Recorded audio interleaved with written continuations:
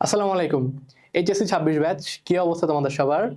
তোমরা জানো ইতিমধ্যে কিন্তু আরটিডিএস থেকে তোমাদের জন্য একটা ঘোষণা দেওয়া হয়েছে যে তোমাদের কেমিস্ট্রি এবং বায়োলজির উপর এইচএসসি স্ট্যান্ডার্ড বিগত বছর বোর্ড সমূহে আসা যে সকল প্রশ্ন, যত টাইপের প্রশ্ন আমাদের কেমিস্ট্রি এবং বায়োলজির উপর সকল ধরনের সিকিউ এবং এমসিকিউর জন্য তোমাদের জন্য আরটিডিএস থেকে প্রি ওয়ান শট প্লেলিস্ট চলে আসছে অলরেডি।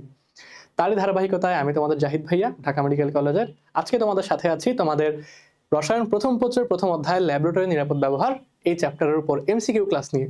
তোমরা জানো এই চ্যাপ্টারটা কিন্তু সিকিউর জন্য আমরা ততটা গুরুত্ব দিয়ে পড়ি না, কারণ এখান থেকে খুব বেশি একটা সিকিউ আসে না, আসলে আমরা সেখান থেকে অ্যান্সার করি না, কারণ আমাদের সিকিউ অ্যান্সার করার জন্য আরো ভালো ভালো অনেক চ্যাপ্টার আছে।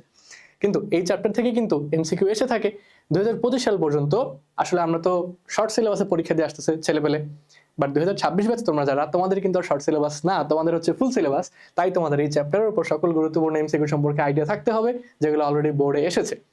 তো চলো কথা না বাড়িয়ে আমরা শুরু করি আমাদের এই চ্যাপ্টার। আর তোমাদেরকে বলে রাখি, তোমরা কিন্তু শুধুমাত্র এইরকম ক্লাসই না, তোমরা আমাদের কেমিস্ট্রির যত কঠিন কঠিন অধ্যায়গুলো, যেমন জৈব রসায়ন, রাসায়নিক পরিবর্তন, যাই তোমাদের কাছে কঠিন লাগে সব কয়টার গুরুত্বপূর্ণ এমসিকিউ এবং সকল টাইপের সিকিউ তোমরা আরটিডিএস এর ওয়ান শট ক্লাসে পেয়ে যাবা, যেটা হবে তোমাদের এইচএসসি পরীক্ষার জন্য একটা গেম চেঞ্জার। তাহলে চলো আমরা আমাদের ক্লাস শুরু করে দিচ্ছি। আমরা এই অধ্যায়ে গুরুত্বপূর্ণ এমসিকিউ গুলো সলভ করব, এবং আমি আসলে নিজে একটা জিনিস বারবার ভুলে যাচ্ছি, নিজেকে মনে করাতে হচ্ছে যে আসলে এইচএসসি পরীক্ষায় ক্যালকুলেটর তো অ্যালাউড, ক্যালকুলেটর তো ইউজ করা যাবে। সবসময় মেডিকেল ব্যাচে ক্লাস নিতে নিতে একটা অভ্যাস হয়ে গেছে যে আমরা হচ্ছে ক্যালকুলেটর ছাড়া ম্যাথগুলো সলভ করার ট্রাই করি। তো যাই হোক, এই চ্যাপ্টারে যদি ম্যাথামেটিক্যাল প্রবলেমও থাকে আমরা সেটা ক্যালকুলেটর দিয়ে সলভ করতে পারবো, কোনো সমস্যা নাই। দেখো, ঢাকা বোর্ড 2019-এর প্রশ্ন, কেননা তোমরা জানো 2025 পর্যন্ত এই চ্যাপ্টার শর্ট সিলেবাসে ছিল না। 2020-এ তো এইচএসসি হয় নাই, 21 থেকে 25 এই চ্যাপ্টার শর্ট সিলেবাসে ছিল না। তাই তোমরা এই ফুল সিলেবাসে পরীক্ষা দেওয়ার প্রথম ব্যাচ 2019-এর পর, তাই আমরা 2019 সাল থেকেই প্রশ্ন সলভ করা শুরু করব, কেমন? তো চলো, আমাদের প্রথম প্রশ্নে কি বলা হয়েছে, 0.212 গ্রাম সোডিয়াম কার্বনেট, আচ্ছা 0.212 গ্রাম সোডিয়াম কার্বনেটের 20 কিউবিক সেন্টিমিটার বা 20 ml একই কথা। দেখো, কিউবিক সেন্টিমিটার আর আমাদের মিলিলিটার একই কথা ভাইয়া, ঠিক আছে? একই কথা, একই কথা, ঠিক আছে, একই কথা। এই দ্রবণের শক্তিমাত্রা কত হবে? শক্তিমাত্রা বের করতে বললে আমরা কি করবো ভাইয়া? শক্তিমাত্রা দেখে আবার কনফিউজড হয়ে যাবে না, ঘনমাত্রা বের করবো, ঠিক আছে? দেখো এখানে আমাদের কি কি ডেটা দেওয়া আছে। এটা হচ্ছে আমাদের দ্রবের ভর দেওয়া আছে, ওয়েট আমরা বলতে পারি, ভর দেওয়া আছে। এখানে হচ্ছে দ্রব দেওয়া আছে, এখান থেকে আমরা তার আণবিক গ্রাম আণবিক ভরটা বের করে ফেলতে পারি। তার গ্রাম আণবিক ভর কত হবে? সোডিয়াম কার্বনেট তাহলে 46, 12, 48, 106, 106। আচ্ছা, এবং এখানে আমাদের আয়তন দেওয়া আছে ভি। এই দ্রবণের ঘনমাত্রা বা শক্তিমাত্রা কত হবে? এটা বের করার জন্য আমরা তো সূত্র জানি। সূত্র কি? আমাদের সূত্র হচ্ছে ঘনমাত্রা হচ্ছে 1000 গুণন আমাদের ভর ডিভাইডেড বাই গ্রাম আণবিক ভর ইন্টু ভলিউম। তাহলে দেখো এই ম্যাথটা সলভ করে তোমাদের কত আসে, এই ম্যাথটা সলভ করে রেজাল্ট কত আসবে। ক্যালকুলেটর তোমরা একটু করে দেখো, ইজি অ্যান্সার আসবে হচ্ছে 0.1 মোল পার লিটার, ঠিক আছে? দেখো এই ধরনের প্রশ্ন কিন্তু শুধুমাত্র আমাদের এই অধ্যায়েই না, তোমরা যখন অধ্যায় 3 পড়বা সেকেন্ড পেপারের পরিমাণগত রসায়ন, সেখানেও এরকম ভুরি ভুরি প্রশ্ন থাকবে। আর এই ধরনের প্রশ্ন আমরা কিন্তু ভাইয়া ক্লাস 9 থেকে সলভ করে আসতেছি, তাই না? এগুলো আমাদের জন্য কোনো বড় ব্যাপার না। ক্লাস 9-10 একটা বই ছিল, কেমিস্ট্রি বই, সেখানে একটা চ্যাপ্টার ছিল না, অধ্যায় 6 মোলের ধারণা, এই ধরনের কিছু একটা, সেইখানেই আমরা এই ম্যাথ শিখে আসছি। তাই এটা আমাদের জন্য কঠিন কিছু না ভাইয়া। চলে আসো পরবর্তী প্রশ্নে। আচ্ছা, তোমরা জানো আমাদের এই চ্যাপ্টারে কিন্তু ম্যাথামেটিক্যাল প্রবলেম যে মেইন এটা না, আমরা কিন্তু এই চ্যাপ্টারের নাম হচ্ছে ল্যাবরেটরি নিরাপদ ব্যবহার। তাই আমাদের কেমিক্যাল এক্সপেরিমেন্টের সাথে রিলেটেড যত যন্ত্রপাতি আছে এবং সেই যন্ত্রপাতিগুলোকে কিভাবে নিরাপদে ব্যবহার করব সেই সম্পর্কিত বিস্তারিত বলা আছে এই চ্যাপ্টারে। এবং কিছু হ্যাজার্ড সিম্বল আছে, সেই হ্যাজার্ড সিম্বলগুলোকে আমরা কিভাবে অ্যাভয়েড করব, কিভাবে মনে রাখবো, তা নিয়েও কিন্তু এই চ্যাপ্টারে কথাবার্তা বলা হয়েছে। তো চলে আসো, এখানে একটা হ্যাজার্ড সিম্বল দেওয়া আছে, এইটা কিন্তু আমাদের, আমরা যে মেইন বইটা পড়ি হাজারি নাকসারের বই, সেখানে কিন্তু এটা নাই। কিন্তু দেখো তো এই চিহ্নটা দেখে আসলে কি মনে হচ্ছে, এটা কিসের চিহ্ন হতে পারে? আসলে এটা দেখে খুব ইজিলি বলে ফেলা যায় যেটা আসলে বৈদ্যুতিক ঝুঁকি হতে পারে, কারণ এইখানে দেখো এটা থান্ডারের মতো চিহ্ন দেওয়া আছে। চলে আসো, এটা আসলে কমন সেন্স থেকে অ্যান্সার করার মতো একটা প্রশ্ন। আর যারা আগে জানতে না, এখন জেনে গেলে, যারা জানতে তারা তো জানতেই। চলে আসো পরবর্তী প্রশ্নে আমরা যাই।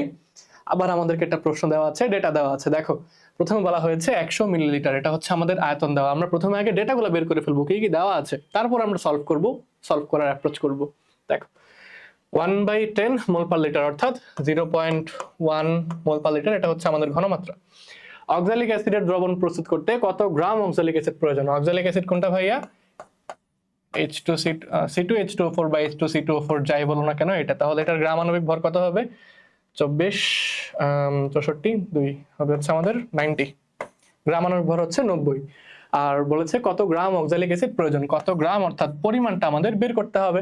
আমরা আবার সেই সূত্রটা অ্যাপ্লাই করব ভাইয়া। সেই সূত্রটা আমাদের কি ছিল?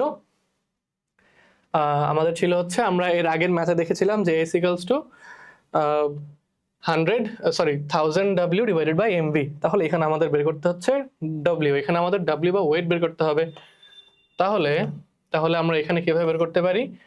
S into M into V divided by 1000। দেখো সবগুলো ভ্যালু বসাও, ভ্যালু বসে দেখো কত আসে মান। সবগুলো ভ্যালু বসিয়ে ভাইয়া দেখো কত আসে ভ্যালু।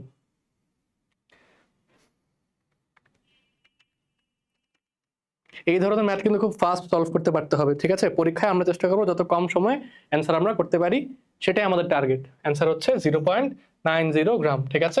এটা হচ্ছে আমাদের উত্তর, বা 0.9 গ্রাম। দেখো এতক্ষণ পর্যন্ত সব ইজি প্রশ্ন দেখতেছি, আসলে এই চ্যাপ্টার ভাই কঠিন কিছুই নাই। যা যা কঠিন একটু মনে রাখতে হবে, আমি তোমাদেরকে বলে দিব, বই থেকে এই পার্টটা ভালো মতো পড়বা, তাহলেই তোমাদের মনে থাকবে, ঠিক আছে? চলো আসো পরবর্তী প্রশ্ন। নিচের কোনটি অদাহ্য পদার্থ? অদাহ্য মানে কি? যেখানে হচ্ছে আমাদের মানে আগুন জ্বলবে না যেই পদার্থের সংস্পর্শে আসলে। দেখো বেনজিন, ইথার। বেনজিন দাহ্য, ইথার তো মারাত্মক দাহ্য পদার্থ। হাইড্রোজেন ভাই এটাও দাহ্য পদার্থ, তাই না? আমরা জানি যে আমাদের যে সকল ব্যাটারিগুলো থেকে হাইড্রোজেন গ্যাস নির্গত হয় সেগুলোতে কিন্তু আগুন ধরার চান্স খুব বেশি থাকে। বাট নাইট্রোজেন ভাই, নাইট্রোজেন হচ্ছে নিষ্ক্রিয় গ্যাসের পর সবচেয়ে নিষ্ক্রিয় গ্যাস। নিষ্ক্রিয় গ্যাসের পর মোস্ট নিষ্ক্রিয়, সবচেয়ে নিষ্ক্রিয় কে? নাইট্রোজেন। তাই নাইট্রোজেন যেহেতু নিষ্ক্রিয় গ্যাস, এটা একটা অদাহ্য পদার্থ, যেহেতু এটা হচ্ছে অলমোস্ট ইনার্ট গ্যাস।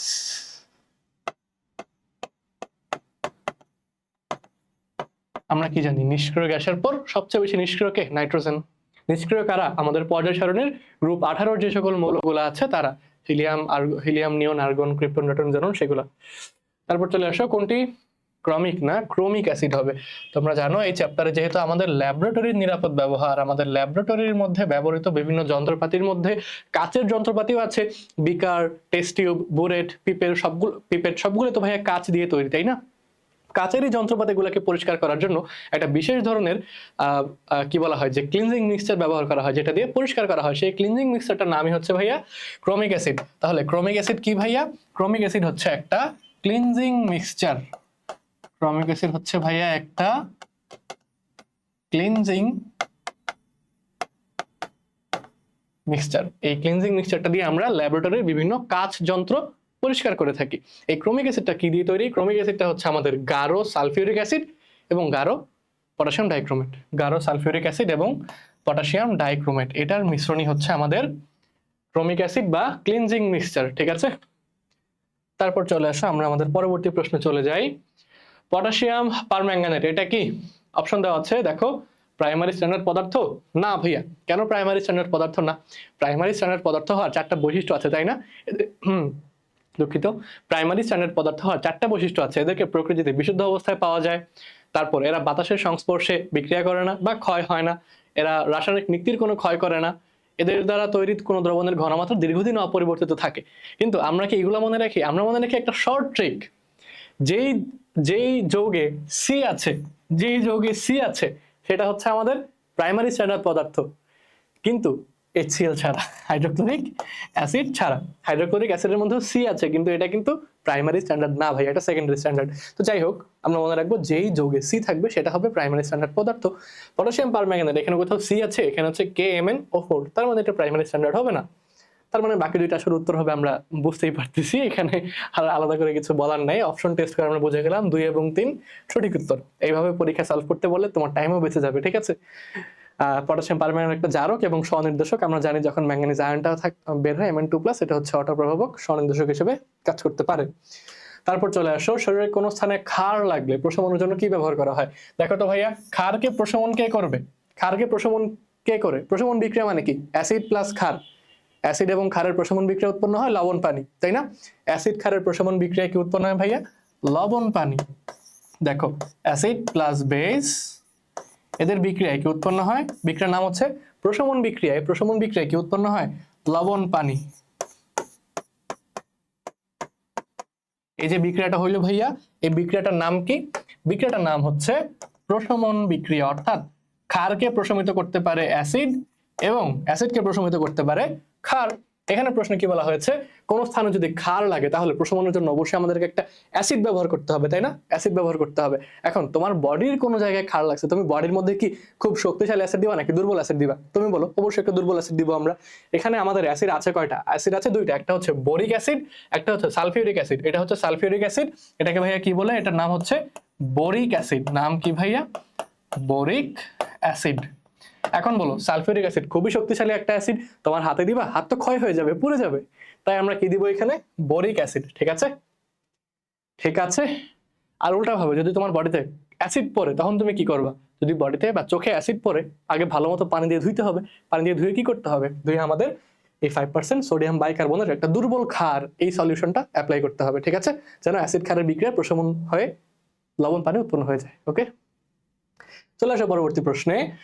পটাশিয়াম আমাদের পটাশিয়াম ডাইক্রোমেট এবং গাঢ় সালফিউরিক অ্যাসিড, এটা কি? এটা হচ্ছে আমাদের ক্রোমিক অ্যাসিড বা ক্লিনজিং মিক্সচার, যেটা দিয়ে আমরা পরিষ্কার করি, তাই না? ল্যাবরেটরির কাছের যন্ত্রপাতিগুলো। এটা একটা জারক পদার্থ। হ্যাঁ, জারক পদার্থ, যেহেতু পটাশিয়াম পারম্যাঙ্গানেট পটাশিয়াম ডাইক্রোমেট জারক, সেও একটা জারক। জারক পদার্থ সঠিক। পরিষ্কারকারক মিশ্রণ, এটাও সঠিক। প্রভাবক না ভাই, সে তো পরিষ্কারক, সে কেন প্রভাবক হবে? সে কোনো বিক্রিয়ার প্রভাবক হিসেবে কাজ করে? করে না। তার মানে আমাদের সঠিক হচ্ছে 1, 2।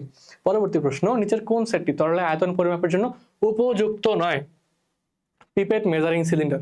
আয়তন পরিমাপ করা যায় সূক্ষ্মভাবে না হলেও মেজারিং সিলিন্ডার দিয়ে কিন্তু আয়তন পরিমাপ করা যায়। ঠিক আছে, তারপর আসো পিপেট বিকার। বিকার দিয়েও আয়তন পরিমাপ করা যায়, পিপেট দিয়েও পরিমাপ করা যায়। আর সবসময় অ্যাকুরেট হবে এরকম কোনো কথা নাই। পিপেট বোরেট, এটা তো সবচেয়ে সূক্ষ্মভাবে পরিমাপ করা যায় পিপেট এবং বোরেট দিয়ে। বাট ওয়াশ বোতল ফানেল, ওয়াশ বোতল দিয়ে হচ্ছে ভাই আমরা কি করি? আমরা হচ্ছে কোনো দ্রবণে বা যৌগে পানি যোগ করি ওয়াশ বোতলটা প্রেস করে। আর ফানেল দিয়ে তো আসলে আমরা কোনো একটা দ্রবণ একটা দ্রবণে ঢালার সময় যেন বাইরে পড়ে না যায়, ফানেল যোগ করি। ফানেলের মাধ্যমে দ্রবণটা যোগ করি বা পানি যোগ করি। তাই আসলে ওয়াশ বোতল, ফানেল এগুলো পরিমাপের জন্য না ভাই, এগুলো অন্য পারপাজে ব্যবহৃত হয়। পরবর্তী প্রশ্ন, স্প্যাচুলা কোন কাজে ব্যবহার করা হয়? স্প্যাচুলা কি ভাইয়া? স্প্যাচুলা হচ্ছে ম্যাক্সিমাম টাইম মসুর দানা হচ্ছে নিকেল দ্বারা তৈরি, ছোট একটা চামচের মতো। ধরো আমরা হচ্ছে কোনো একটা যৌগে সালফার পাউডার যোগ করতে চাই অল্প পরিমাণ, তখন আমরা নির্ধারিত পরিমাণ ভরের ওই সালফার পাউডারটা তুলে আমরা ওই দ্রবণে যোগ করতে পারি। তার মানে আমাদের কঠিন যে পদার্থগুলো আছে, আমাদের যে কঠিন যৌগগুলো আছে যেগুলোকে আমরা যোগ করব কোনো দ্রবণে, তার ভর পরিমাপে আমরা এই স্প্যাচুলা বা নিকেলের তৈরি ছোট চামচটা ব্যবহার করি। ঠিক আছে, এই যে এইভাবে ধরো স্প্যাচুলা, এটা দিয়ে আমরা এখান থেকে একটু পাউডার তুললাম, যৌগ তুললাম, সেটা দ্রবণে অ্যাড করবো, এরকম। পরবর্তী প্রশ্ন, আর্দ্র কেলার শুষ্ককরণে কোন কাজ যন্ত্র ব্যবহৃত হয়? দেখো, শুষ্ককরণের জন্য বা কোনো কিছুকে শুকানোর জন্য তার মধ্যে থেকে পানি বের করে নেওয়ার জন্য আমরা কি করি? আমরা হচ্ছে শুষ্ককারক এজেন্ট কিছু যোগ করি, তাই না? শুষ্ককারক এজেন্টকে আমরা বলতে পারি ডেসিকেটিং এজেন্ট বা ড্রাইং এজেন্ট। এগুলো কোথায় থাকে? ডেসিকেটরে থাকে। ডেসিকেটর এর মধ্যে থাকে ডেসিকেটিং এজেন্ট, যেগুলো শুষ্ককারক হিসেবে কাজ করে। তারপর আসো 4 ডিজিট ব্যালেন্সের সূক্ষ্মতা কত? 4 ডিজিট মানে কি ভাইয়া? দশমিকের পরে 4 ঘর। 4 ডিজিট মানে দশমিকের পর 4 ঘর, এখানে দশমিকের পর 5 ঘর, এখানে হচ্ছে 4 ঘর, সঠিক উত্তর। পরবর্তী প্রশ্ন, মাইক্রো অ্যানালাইসিস পদ্ধতি কি? এইচপিএলসি, অর্থাৎ হচ্ছে আমাদের হাই পারফরমেন্স লিকুইড ক্রোমাটোগ্রাফি, দেন হচ্ছে আমাদের এএএস অ্যাটমিক, যেটা হচ্ছে আমাদের পারমাণবিক শোষণ প্রণালী, অ্যাটমিক অ্যাবজর্পশন স্পেকট্রাম, আর হচ্ছে এনএমআর। তিনটাই হচ্ছে আমাদের মাইক্রো অ্যানালাইসিসের মধ্যে পড়ে। তিনটাই হচ্ছে ভাইয়া মাইক্রো অ্যানালাইসিসের মধ্যে পড়ে। ঠিক আছে, এটার জন্য তোমাদের বইয়ে দেখতে হবে, এটা তোমাদের অধ্যায় এই অধ্যায়ের মাঝামাঝি আছে, এবং তোমাদের যে অধ্যায় 3 সেকেন্ড পেপারে, সেই অধ্যায় 3-এর শেষের পার্টেও কিন্তু এই ধরনের কথাবার্তাগুলো বলা আছে। তারপর চলে আসো, কোনটি প্রাইমারি স্ট্যান্ডার্ড পদার্থ? ভাইয়া প্রাইমারি স্ট্যান্ডার্ড পদার্থ মানে কি? সি থাকবে, কিন্তু HCl কিন্তু হবে না। HCl ছাড়া অন্য সি, হাইড্রোক্লোরিক অ্যাসিডের সি ছাড়া অন্য সি হবে। তার মানে দেখো, এই যে পটাশিয়াম ডাইক্রোমেট, এখানে কিন্তু আবার কেউ সি দেখে হাইড্রোক্লোরিক অ্যাসিড দাগায়ও না। ঠিক আছে, চলে আসে পরবর্তী প্রশ্নে। 1800 ml পানিতে, আচ্ছা তাহলে আমাদের ভি আয়তন দেওয়া আছে, এত গ্রাম ডব্লিউ দেওয়া আছে, সোডিয়াম কার্বনেট মানে আমাদের ভর দেওয়া আছে 106 গ্রাম, আণবিক ভর 106। এটাকে দ্রবীভূত করলে দ্রবণের ঘনমাত্রা কত হবে? ঘনমাত্রা আমাদেরকে এস বের করতে বলা হয়েছে। তাহলে চলো আমরা ক্যালকুলেটর সলভ করি। আমাদের ফর্মুলাটা কি? এস হচ্ছে 1000 into W, divided by M into V. চলো আমরা বের করে ফেলি। 1000 ইন্টু ডব্লিউ হচ্ছে আমাদের 13.8, এম এর ভ্যালু হচ্ছে 106, ইন্টু ভি 250, আমাদের অ্যান্সার আসে 0.52, এই যে 0.52 হচ্ছে আমাদের অ্যান্সার। আশা করি তোমরা বুঝতে পারছো। এইসব ম্যাথ রিপিট হলে আমরা আর সলভ করাবো না, তোমাদের জন্য হোমওয়ার্ক থাকবে এগুলো, ঠিক আছে? পরবর্তী প্রশ্ন চলে আসো। সেমি মাইক্রো পদ্ধতিতে হাইড্রোজেন সালফাইডের পরিবর্তে ব্যবহৃত হয় কোনটা? দেখো, হাইড্রোজেন সালফাইডের পরিবর্তে সেমি মাইক্রো পদ্ধতিতে আমরা অন্য একটা গ্যাস ব্যবহার করি, কেননা এই হাইড্রোজেন সালফাইডটা হচ্ছে আমাদের পরিবেশ বান্ধব না, বাট সেমি মাইক্রো পদ্ধতি যেটা, এটা পরিবেশ বান্ধব। তোমাদেরকে একটু রিক্যাপ করি, বইয়ের মাঝামাঝি টপিকটা আছে আমাদের হচ্ছে এই গুণগত বিশ্লেষণ। রসায়নকে আমরা দুই ভাগে ভাগ করতে পারি, একটা হচ্ছে আমাদের গুণগত বিশ্লেষণ, আর একটা হচ্ছে আমরা ভাইয়া মাত্রিক বিশ্লেষণ। গুণগত বা আঙ্গিক বিশ্লেষণ যেটা, সেখানে হচ্ছে আমরা আবার তিন ভাবে বিশ্লেষণ করতে পারি। একটা হচ্ছে আমাদের ম্যাক্রো, একটা হচ্ছে সেমি মাইক্রো, আর একটা হচ্ছে মাইক্রো। এর মধ্যে সেমি মাইক্রো আর মাইক্রো দুইটা হচ্ছে একটু আধুনিক এবং পরিবেশ বান্ধব, ম্যাক্রোটা একটু পুরানো দিনের, ঠিক আছে? তাই সেমি মাইক্রো যেহেতু একটু পরিবেশ বান্ধব, তাই সে H2S ব্যবহার করে না, তার পরিবর্তে আমরা থায়ো অ্যাসিটামাইড ব্যবহার করি। থায়ো অ্যাসিটামাইড কোনটা ভাইয়া? এটা CH3CSNH2, এটার নাম হচ্ছে ভাইয়া থায়ো অ্যাসিটামাইড, ঠিক আছে?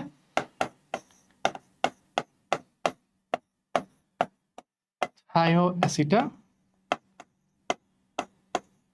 ঠিক আছে ভাইয়া, আশা করি এটা তোমরা পরবর্তীতে মনে রাখবা। পরবর্তী প্রশ্ন চলে আসো। বৈদ্যুতিক শক বা ক্ষত সৃষ্টি থেকে সুরক্ষার জন্য কোন গ্লাস ব্যবহার করা হয়? দেখো, রাসায়নিক ল্যাবরেটরিতে আমরা তো বিভিন্ন ধরনের কেমিক্যাল রিয়েজেন্ট নিয়ে কাজ করি, তাই আমাদের হাতে যদি কোনো ক্ষয়কারক পদার্থ বা বিষাক্ত পদার্থ পড়ে, আমাদের তো স্কিনের ক্ষতি হতে পারে, তাই না? এই কারণে আমরা কিন্তু গ্লাভস ব্যবহার করি। এখন গ্লাভস আমরা ছোটবেলা থেকে দেখে আসতেছি, গ্লাভস আর কিরকম হয়? হয় প্লাস্টিকের গ্লাভস হয়, অথবা পলিথিনের গ্লাভস হয়, অথবা রাবারের গ্লাভস হয়, অথবা হচ্ছে আমাদের কাপড়ের গ্লাভস হয়। এরকম অনেক গ্লাভস আমরা ছোটবেলা থেকে দেখে আসতেছি, বাট প্রতিটা গ্লাভসের কিন্তু আলাদা আলাদা সিগনিফিকেন্স আছে, এবং এইটা আমাদের চ্যাপ্টারের একদম শুরুতেই মেনশন করা আছে। বিভিন্ন ধরনের গ্লাভস আছে যেগুলো ল্যাবরেটরিতে ব্যবহার করা হয়। এর মধ্যে হচ্ছে আমাদের সবচেয়ে বেশি যেগুলো চলে, যেমন আমাদের হচ্ছে পরিবেশ বান্ধব কিছু গ্লাভস আছে, কিছু গ্লাভস হচ্ছে নিওপ্রিন দ্বারা তৈরি, কিছু গ্লাভস পিভিসি দ্বারা তৈরি, কিছু গ্লাভস ল্যাটেক্স দ্বারা তৈরি, জিটেক্স দ্বারা তৈরি। প্রতিটা গ্লাভসের আলাদা আলাদা সিগনিফিকেন্স আছে। যেমন দেখো, এই জিটেক্স দ্বারা তৈরি যে গ্লাভসটা, সেটা তুমি কখন ব্যবহার করবা? যখন তুমি ছোটখাটো জ্বলন্ত কোনো বস্তু নিয়ে কাজ করবা, তখন তুমি জিটেক্স গ্লাভস ব্যবহার করবা। তুমি ল্যাটেক্স গ্লাভস নিয়ে তুমি কখন কাজ করবা? যখন তুমি ইলেকট্রিক কোনো কাজ করবা, বা তোমার কোনো ইলেকট্রিক যন্ত্রপাতি প্রয়োজন হবে রাসায়নিক কোনো বিক্রিয়ার সময়, তখন তুমি ল্যাটেক্স গ্লাভস ব্যবহার করবা, কেননা এটা হচ্ছে বিদ্যুৎ প্রতিরোধী, ঠিক আছে? তাই প্রতিটা গ্লাভসের ব্যবহার আমাদেরকে জানতে হবে, প্রতিটা গ্লাভসের সিগনিফিকেন্স আমাদেরকে জানতে হবে। এটা আমরা কোথায় পাবো? এটা আমরা পাবো আমাদের বইয়ের এই চ্যাপ্টারের প্রথম দিকেই, একদম প্রথমে 1-2 পৃষ্ঠা পরেই হচ্ছে আমরা এই টপিকটা পেয়ে যাব। তারপর চলে আসো পরবর্তী প্রশ্ন। এ ও বি যৌগের, এখানে যৌগ কোথায়? এখানে আচ্ছা, এখানে এ এবং বি, আমি আসলে এ বিটা প্রথমে খেয়াল করিনি। এতে বলা হচ্ছে নাইট্রিক অ্যাসিড, বিতে বলা সালফিউরিক অ্যাসিড। তারা হচ্ছে আসলে আচ্ছা যাই হোক, তারা হচ্ছে শক্তিশালী অ্যাসিড। এই যৌগগুলো আসলে কোন হ্যাজার্ড সিম্বলটার প্রতিনিধিত্ব করে? দেখো, প্রথমটা কি বলা হয়েছে? একটা ও, ও এর উপরে হচ্ছে আগুন, ফায়ার, এটা কি? তাহলে এটা আমরা বলতে পারি জারক। এটা হচ্ছে কি? জারক। এটা হচ্ছে জারক। হ্যাঁ, অবশ্যই দুইটা অ্যাসিডই শক্তিশালী অ্যাসিড, দুইটাই তো জারক। তারপর কি? দেখো, নিচে হচ্ছে হাত দেওয়া, উপরে হচ্ছে আসলে ক্ষয়কারক কিছু কেমিক্যাল পড়তেছে, হাতের মধ্যে ক্ষয় হয়ে যাচ্ছে। এটা হচ্ছে আমাদের ক্ষয়কারক পদার্থের চিহ্ন। এটা হচ্ছে ভাইয়া ক্ষয়কারক পদার্থের চিহ্ন। আর এটা কি? এখানে হচ্ছে আগুন জ্বলতেছে, ফ্লেমেবল, দাহ্য। এটা হচ্ছে দাহ্য। তার মানে অলরেডি তোমরা আশা করি উত্তর পেয়ে গেছো আমি দাগাই দেওয়ার আগেই। আমাদের সকল তীব্র অ্যাসিড, তীব্র ক্ষার মানে গাঢ় অ্যাসিড গাঢ় ক্ষার, বা শক্তিশালী অ্যাসিড শক্তিশালী ক্ষার, তারা হচ্ছে ক্ষয়কারক, এবং শক্তিশালী অ্যাসিড যারা, তারা তো অবশ্যই জারক। বাট দাহ্য পদার্থ তো তারা না। তার মানে 1-2 হচ্ছে আমাদের এখানে সঠিক উত্তর, ঠিক আছে? 1-2 হচ্ছে সঠিক উত্তর। পরবর্তী প্রশ্ন, পলভঙ্গি ব্যালেন্সে রাইডারের ভর। ওকে, এখন দেখো, এই টপিকটা পড়ানোর আগে, এই প্রশ্নের উত্তর করার আগে তোমাদেরকে আমি বলি, তোমাদের বই থেকে তোমাদেরকে পলভঙ্গি ব্যালেন্সের প্রতিটা পার্ট সম্পর্কে পড়তে হবে। পলভঙ্গি ব্যালেন্সে কয়টা পার্ট আছে, পলভঙ্গি ব্যালেন্সে মাঝখানে শূন্য থাকে নাকি ডানে বামে শূন্য থাকে, এটা পড়তে হবে।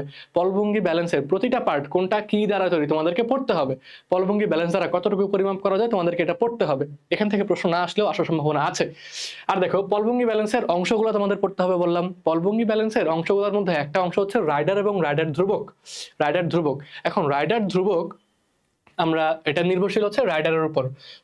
পলভঙ্গি ব্যালেন্সে রাইডার ব্যবহার করা হয় দুই ধরনের, একটা হচ্ছে হয় 5 মিলিগ্রাম ভরের অথবা 10 মিলিগ্রাম ভরের।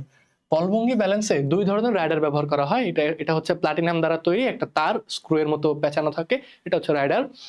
এই রাইডার দুই ধরনের হতে পারে, 5 মিলিগ্রাম ভরের, 10 মিলিগ্রাম ভরের। ভাই এটা একদম মুখস্থ রাখবা, কোনো ম্যাথ করে বের করার দরকার নেই। যদি 5 মিলিগ্রাম ভরের রাইডার হয় তখন আমাদের কি হবে, 5 মিলিগ্রাম ভরের রাইডার হইলে আমাদের অ্যান্সার হবে হচ্ছে, মানে রাইডার ধ্রুবক হবে 0.301, 0.001। আর যদি আমাদের 10 মিলিগ্রাম ভরের রাইডার হয় তাহলে আমাদের রাইডার ধ্রুবক কত হবে ভাইয়া, রাইডার ধ্রুবক হবে 0.0002। এটা হচ্ছে আমাদের রাইডারের কথাবার্তা। আচ্ছা ঠিক আছে, এটা হচ্ছে রাইডারের কথাবার্তা। যদি আমরা 10 মিলিগ্রাম ভরের রাইডার ব্যবহার করি তার মানে আমাদের এখানে রাইডার ধ্রুবক কত হচ্ছে 0.002, 0.302 গ্রাম। ঠিক আছে, এত গ্রাম। রাইডার ধ্রুবককে আমরা গ্রামে পরিমাপ করি, রাইডার ধ্রুবককে ভাই আমরা গ্রামে পরিমাপ করি। ওকে, তারপর চলে আসো আমরা পরবর্তী প্রশ্ন চলে যাই। পলভঙ্গি ব্যালেন্সের মাঝখানে শূন্য দাগ। ঠিক আছে, পলভঙ্গি ব্যালেন্সে 0 মাঝখানে থাকে, সর্বডানে 50, বামে 50 থাকে। রাইডার ওজন বলা হয়েছে 5 মিলিগ্রাম, তাহলে রাইডার ধ্রুবকের মান কত? দেখো আমরা বলছিলাম যদি 5 মিলিগ্রাম হয় 0.301, 10 মিলিগ্রাম হলে 0.302, এবং অবশ্যই গ্রাম হবে, এটা কিন্তু মনে রেখো, মিলিগ্রাম দাগায় দিয়ে আইসো না। ঠিক আছে, তাহলে যেহেতু 5 বলা আছে 0.301 গ্রাম, সঠিক উত্তর আমরা পেয়ে গেছি। পরবর্তী প্রশ্ন চলে আসো, চিহ্নিত পদার্থ এটা কি, বা চিহ্নিত পদার্থ কোনটা, এটা কি? এটা হচ্ছে আমাদের,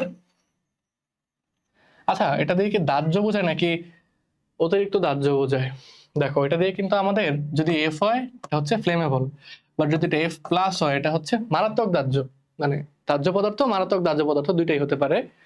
বাট এখানে আমরা দেখি কার্বন টেট্রাক্লোরাইড না, ডিডিটি না, ক্ষয়কারক পদার্থ, পটাশিয়াম ডাইক্রোম জারক পদার্থ।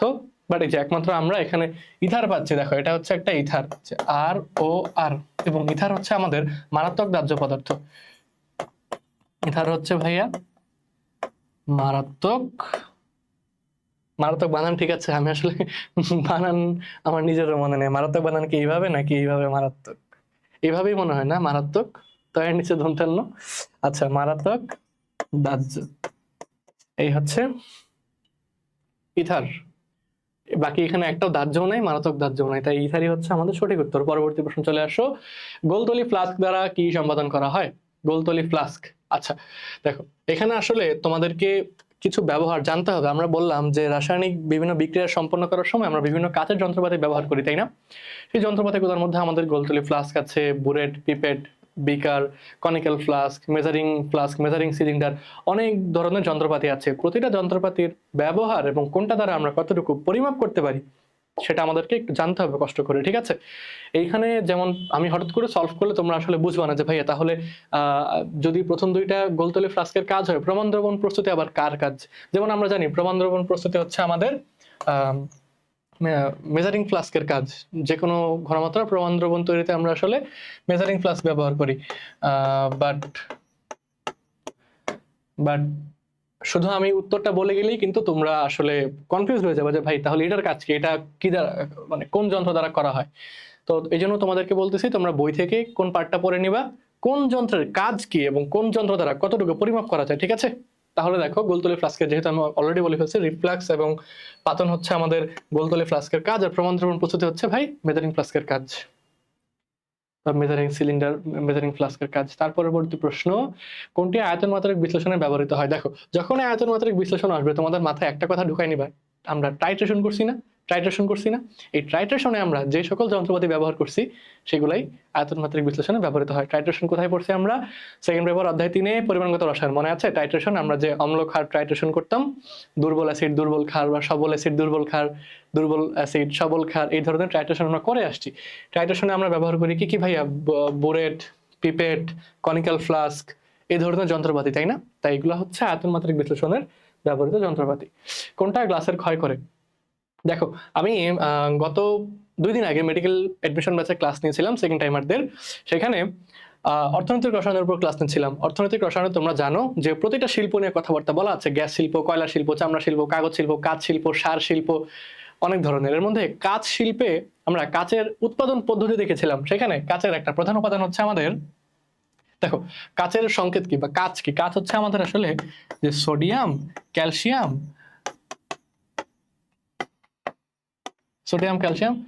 দিসিলিকেট, এটা হচ্ছে কাচের একটা সাধারণ সংকেত। তো কাচের এই সংকেতে আমরা দেখতে পাই যে কাচের একটা গুরুত্বপূর্ণ উপাদান হচ্ছে সিলিকা। যখনই আমরা এই গ্লাসের মধ্যে আমরা এই হাইড্রোফ্লোরিক অ্যাসিড যোগ করব, HF বা হাইড্রোফ্লোরিক অ্যাসিড যোগ করব, এই হাইড্রোফ্লোরিক অ্যাসিডটা কাচের এই উপাদানের সাথে বিক্রিয়া করবে, সিলিকার সাথে বিক্রিয়া করবে। বিক্রিয়া করে কি তৈরি করবে? হাইড্রোফ্লোরোসিলিসিক অ্যাসিড তৈরি করবে, হাইড্রোফ্লোরোসিলিসিক অ্যাসিড। এবং সেটা কি করে? সেটা গ্লাসের ক্ষয় করে। তার মানে হাইড্রোফ্লোরিক অ্যাসিড গ্লাসের ক্ষয় করে।